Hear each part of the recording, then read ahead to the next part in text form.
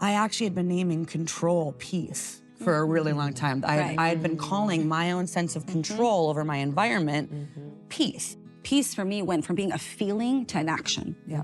I can walk in peace even when things don't feel peaceful. And in the end, shalom, the shalom of heaven, all as it should be. That is our portion. Yeah. And that is what we look forward to. That is what we hold in this life. What I think is so interesting about peace is that I think I don't know about y'all might be better Christians than me, but I spent a lot of my life looking for peace in my feelings, like trying to experience peace before walking in peace. And there's a difference. There is a difference because sometimes we may not be experiencing peace, right? But we can walk in peace. We may not feel peaceful. Things may be chaotic. Circumstances may be out of our control. And that for me does not feel peaceful. It feels chaotic and out of control and scary, and my anxiety rises. And so I spent a lot of my years with God trying to understand how to walk in peace even when I'm not feeling peaceful. I think it's a better way to say it. Even when things don't look peaceful. All that to say, so one of the things that the Lord for me has taught me and has changed my perspective is that the gospel of peace, like the crux to that, is that because Christ died to reconcile us to himself, we are now reconciled to others. Yeah.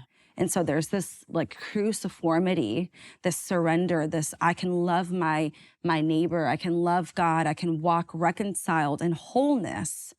And because I can walk in that peace, which is what the gospel of peace means, I can walk knowing I'm reconciled to God. Like there's peace here. I'm good with God. I'm seen in the righteousness of God. I'm covered by the blood, and I can love my neighbor in the same way. Because that is true, it doesn't matter how chaotic or how wild or how bad the circumstances are. I'm walking in his peace. Now you think about this idea too, right, of peace surpassing our understanding. It's not going to make sense. Right. When my brother passed away back in May 2022, and it was really unexpected, and you add in like familial tension. He was my half brother, and he had made some choices that we didn't love, and so I had to put down boundaries. It doesn't feel peaceful when you're going through broken relationships, right? When your marriage is falling apart, when your kids are going haywire, when your business is not doing well, that does not feel peaceful. However, we can still walk in peace. And so I remember my brother passing away, and me being not even upset with God, but trying to exercise, I guess, right? That the accessing peace part with the Lord. And he said something to me. He said, listen, what's so important is that you begin to understand that the peace I have paid a price for is not something that you may not always feel, but you can walk in. And it helped me because I think I spent a long time in my faith trying to, and let me be clear, you can feel peaceful. The Lord does give you peace. It does come, but I do think it takes walking it out first and not trying to reason and make sense of the things that are just not going to make sense. And so I had to lay down this idea that, yeah, this is going to make sense. No, it's not. Peace that surpasses my understanding is God's understanding of things, right? Peace that surpasses my understanding is the Lord sees and has foreknowledge of things. And even though this does not make sense, God is with me, and I can walk in the promise of being reconciled to him and to others. And so peace for me went from being a feeling to an action. I can walk in peace even when things don't feel peaceful. I think in my own life, we want to be in control. We want to try to take care of things. When something happens, I'm quick to, what can we do? What can we, and God wants us to have peace in those situations.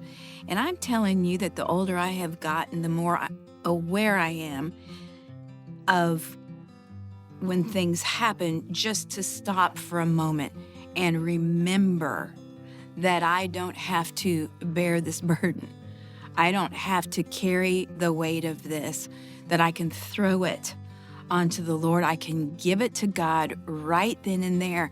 And then a peace that passes everything that I can possibly understand can overwhelm me at sometimes. And times when you think, we're not going to make it out of this, or there's no way I can walk through this. A peace that passes all of that just overwhelms us, and it gets us to where we can put one foot in front of the other, and we can get out of that place of maybe despair or brokenness Like I look here, there's battle, and it's like there's a gospel of peace for that. You have a raging storm, and he says, "Peace, be still." Like it exists where you're like, why is this here in the midst of all of it? It shows up in the most peculiar places. Peace has this like effect. It infiltrates. It gets in. Do you know what I'm saying? And I think for a long time, man, the Lord confronted me a while ago, and He goes, you know, you've seen peace as a consolation prize. Because what you really want is like love or joy or these like kind of more exuberant, the big, but peace is a powerful weapon. And he began to just say, like, you've not seen this right. You've not seen the scope of what peace does. It's not like, okay, now my life is boring and inactive and I'm just gonna sit here and have warm feelings with a cup of coffee, which who doesn't want that? You know what I'm saying? But it's a different, and he began to unpack peace as a different thing. There's a reason it shows up in battle. There's a reason that it's there in a storm. And he began to talk to me. He said, it's more like peace that happens when you are born into a war. You've never known anything different. You've been holed up in a home, cowering with your family in a corner. There's no life outside of this one spot, relegated because it's danger everywhere else. And he said, the peace I want to give you is like the peace when it's like, you can hear the alarms out there that say like, hey, it's done. The war is done. And you walk out and there might be gun smoke and all of that, but the streets are cleared. And you may even see the wreckage of what you've walked through. But now it's that advancing. Advancing into what? Now we live life. Now we begin to taste different food that we couldn't taste when we were up relegated in the corner. Now we begin to experience culture, differences. We engage with different people that we couldn't when we were relegated to this prison cell of fear, to this isolation that we used to live in. Peace is inhabiting the land all over again. It's living. And to me, that's the shalom peace, all as it should be. It's the atmosphere of heaven that looks like now we live. And I think that's the readiness. Does that make sense? That's the like, now we actually have mobility. When we were slaves, when it was war-torn, we couldn't leave. We were stuck up in this one place, in this prison cell. All of a sudden, we've been set free. Take the land. That's not battle, but it is advancing. It is taking, it's make business again. Create, do, right? In the garden, they were made to work. It's that. And peace comes to accompany us. To create. I love that. I love that. Hey you, we're so glad you joined us today. Be sure to subscribe and turn on notifications. We don't want you to miss uploads from Better Together. And leave us a comment below. We want to know what's on your heart. Now, let's go back to the conversation. I remember years ago speaking in a maximum security prison for women, and they gave me this one woman to be with me all day. She was just a darling young woman, and I didn't want to ask her, you know, why she was in prison, but she said, if you want to know, I'm a lifer. I mean, I have a toe tag sentence. And, you know, she said, I killed my husband. She was being abused by her husband, and she defended herself. You know, when I talked to her about the fact that this was her life now, that, you know, she'll never get out, I said to her, how do you live with that every day? And she said to me, and she looked me, you know, when somebody really looks at you and talks to you, and she said, I've never been freer in my whole life. Wow. Because she'd come to know Jesus while she was in prison. And her thing was that sometimes Jesus will take you to prison to set you free. And I thought that's all about the peace that comes from Christ. Because humanly speaking, you know, I'm sure it's not an easy place to be. I'm sure it's a very challenging place to be. But she was in Christ. So no matter what was going on, she had, and I could tell, it was like this mantle on her. She had this mantle of peace. And I thought, I have got so much to learn from you. It was beautiful. I just think about different times in life, whether it's been like trusting God with, whether it's the future or taking a step in a direction or, you know, to obey or just kind of getting through. And just the gift that it's been to go in, and not just the concept of peace, but we talked yesterday about that abiding. And actually that taking the fruit of the Spirit and actually partaking in the peace of God to come and minister no matter what is happening, no matter, you know, and as we've journeyed through grief and loss, like that'll do a number on your nervous system. That'll do even just the world all of a sudden feels dangerous. Everything feels unsure and uncertain. In the last couple of years, just the need to cling to the Lord and actually really bottom line, like How do I find peace again when I have come face to face with the uncertainty of life?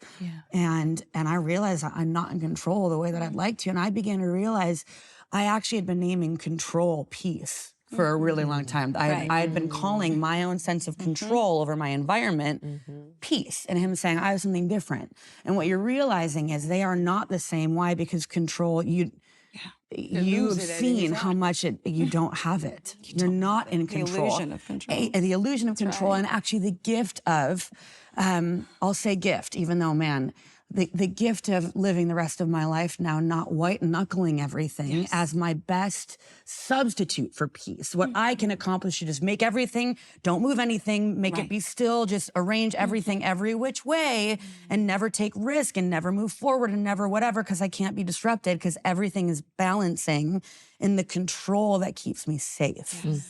And the Lord's saying, but there is no life there. There is no, that is not what I've asked you to do. That's not why I've set you free. I have peace that can go beyond your sense of control, which is an illusion, to actually come and calm, to come and center. And the whisper isn't everything's going to look the way that you think it should in this life. The whisper that happens there is, I have overcome it all. In this world, you will have trouble, but take heart. Here's the peace. I've overcome it. And I might not be in charge of what it looks like here. I'm not. I know that. I'm not in charge of what this life hands me, but the peace that passes understanding, the peace that makes me get up for another day, the peace that equips me to make decisions when all I want to do is freeze. Because I know that one. Just don't move, is knowing in this world, come what may, take heart. He is my great overcomer. He has accomplished it. I know how this story ends. So I can rest here and know there's something better than my control. There's something better than trying to override my circumstances and white knuckle my family and white knuckle my kids and white knuckle the people around me to just be arranged in a way where I won't get hurt. I'm actually covered in the peace of the Lord, which looks like it is all finished. It's accomplished. I'm holding it all. I've got a plan. And in the end, shalom. The shalom of heaven, all as it should be. That is our portion.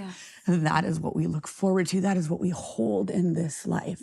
Whether I'm staring at a storm for the rest of my days, whether it feels like I'm in a prison cell, the reality is, in this world I'll have trouble. But the shalom peace of God is everything as it should be, everything made right. That's what he died to give me, and that means I can continue to walk. And I might walk with nerves. I might walk with uncertainty, but I will get up and I'll stand and I'll even live this life again because he has overcome it all. And in this, we are more than conquerors. Beautiful, to me, that is the grip of peace. It's not a weak thing. It's not a small thing. It is everything that we have. Our whole community was built on prayer.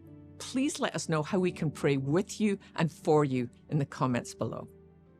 Well, if this encouraged you, there is more. Check out our other conversations for more stories of hope and transformation.